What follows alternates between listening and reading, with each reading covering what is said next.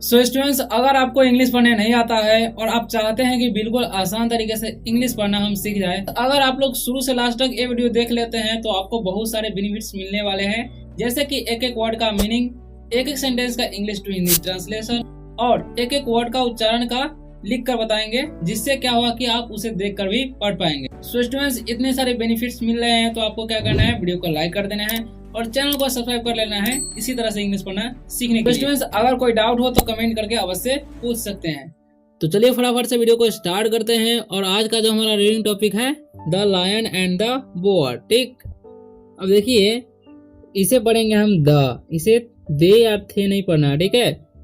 Lion आई ओ जब भी रहे तो आई ओ का उच्चारण, जो आई का जो उच्चारण हो जाता है आ हो जाता है, ठीक। तो इसे पढ़ेंगे हम लायन, ठीक है।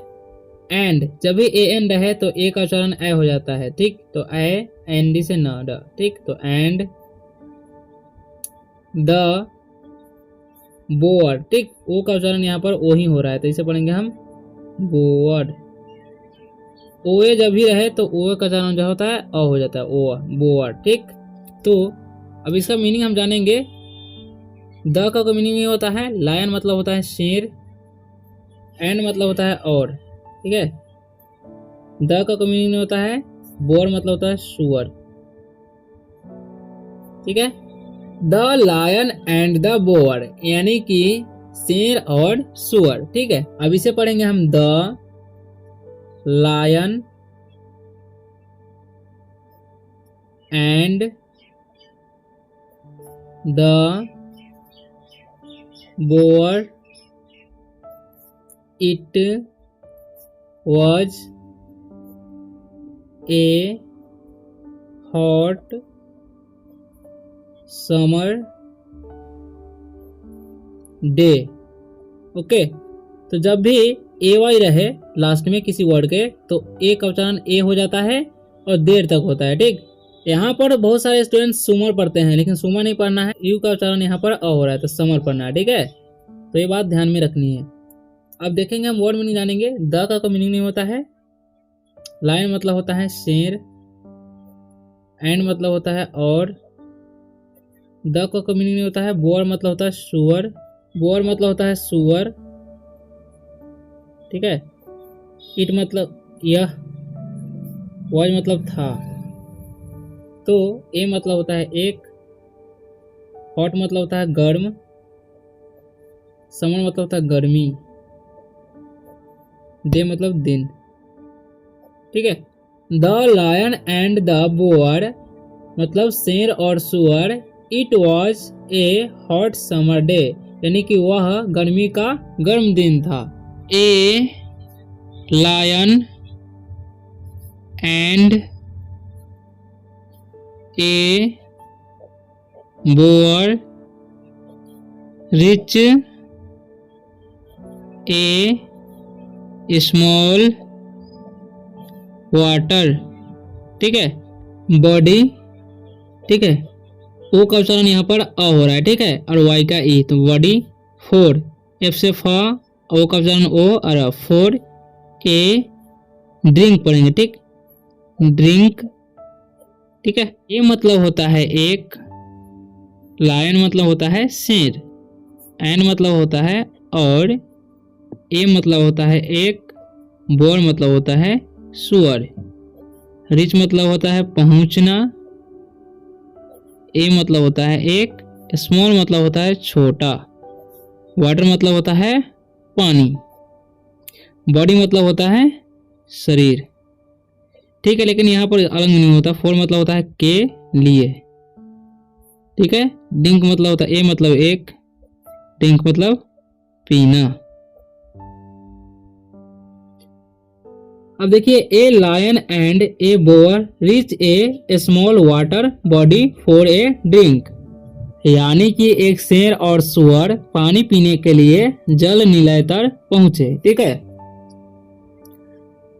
दे विगिन, ठीक, बेगिन नहीं पढ़ना, इसे विगिन पढ़ना, ठीक, विगिन।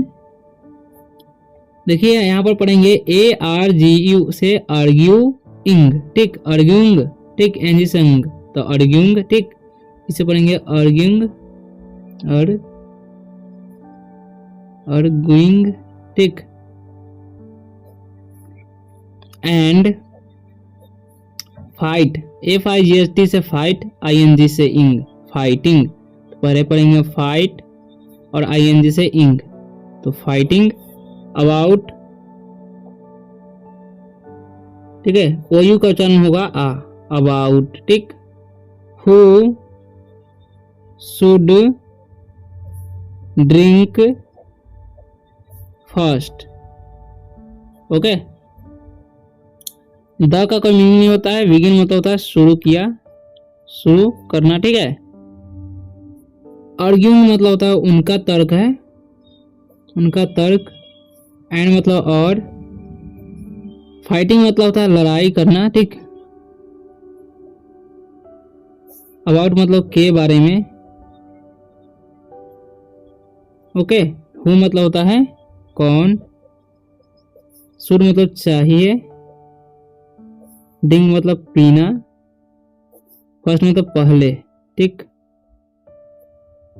दे बिगिन एग्रीइंग यानी कि वो उनका तर्क देना शुरू कर दिए, एंड और fighting about who should drink first, और पानी पहले किसे पीना है उसके लिए लड़ रहे थे, ठीक। आफ्टर ए व्हाइल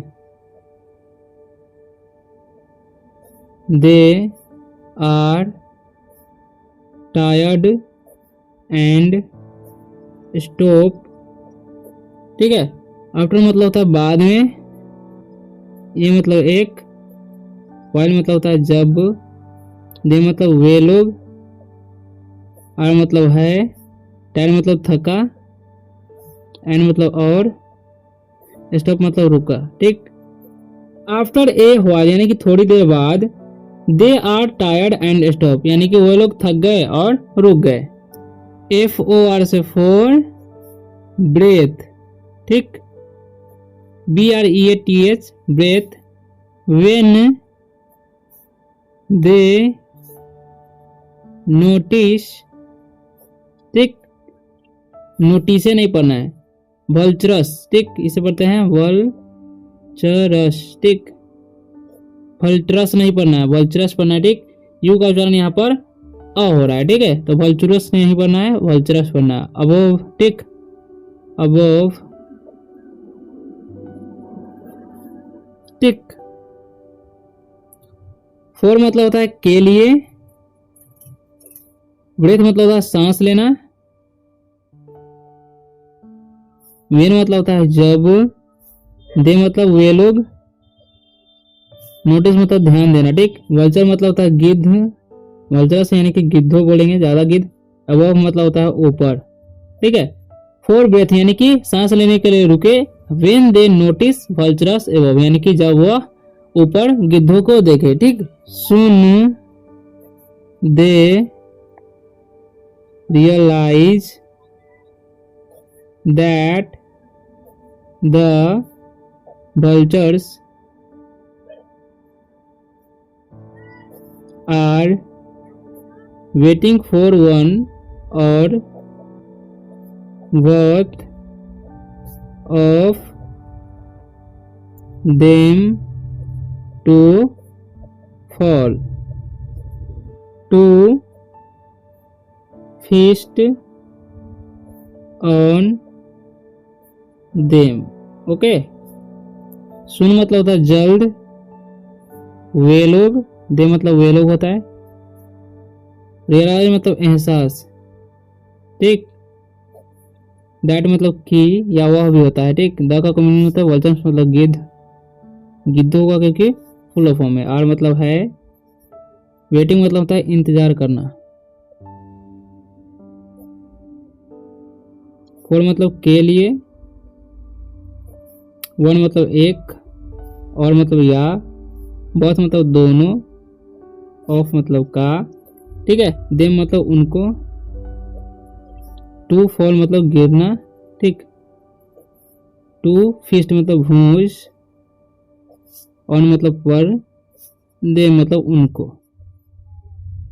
ठीक है। सून दे रियलाइज दैट यानी कि जल्द ही उनको पता चला यानी कि एहसास हुआ दैट कि the vultures are waiting for one यानी कि गिद्धू जो है इंतजार कर रहे हैं फॉर वन और both of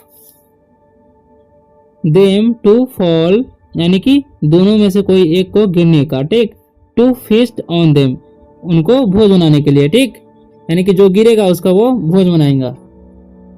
the lion and the boar then decide that it was best to the का मीनिंग होता है लायन मतलब था शेर, एंड मतलब और, द का मीनिंग होता है बोर मतलब सुअर, देन मतलब फिर या तब होता है, डिसाइड मतलब निर्णय लेना, ठीक। निर्णय लेना, दैट मतलब की या वह, इट मतलब यह होता है, वह मतलब था, बेस्ट मतलब बेहतर, टू का मतलब कोई नहीं था, ठीक। तो the lion and the boar then यानी कि शेर और सुअर फिर डिसाइड यानी कि निर्णय लिया दैट कि इट वाज बेस्ट यानी कि वह बेहतर है। सो स्टूडेंट्स इसी तरह से इंग्लिश पढ़ने के लिए वीडियो को लाइक करें और चैनल को सब्सक्राइब कर लें। तो मिलते हैं अगले वीडियो में, तब तक के लिए bye, take care, love you.